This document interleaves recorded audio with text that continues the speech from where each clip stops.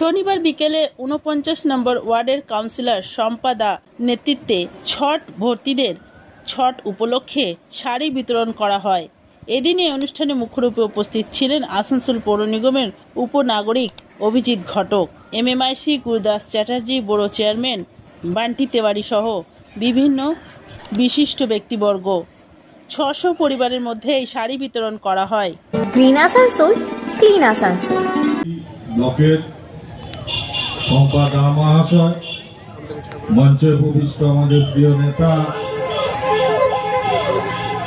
Deputy mayor আইনজীবী সভাপতি অভিজিৎ ঘটক মহাশয়, মঞ্চে উপস্থিত সদ্য ভাষণ দিলেন আমাদের প্রিয় ব্যুরো চেয়ারম্যান রাজেশ তেওয়ারি, মঞ্চে উপবিষ্ট মৌসুমী বাসু, স্থানীয় কাউন্সিলর এবং রিয়া আছেন সহসভাপতি।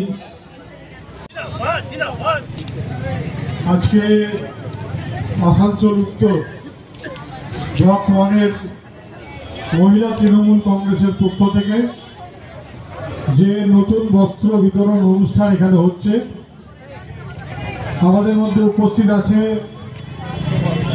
ব্লকের সভাপতি এমএমআইসি গুরুদাস চ্যাটার্জি, উপস্থিত আছেন বোর্ড চেয়ারম্যান রাজেশ তেওয়ারি,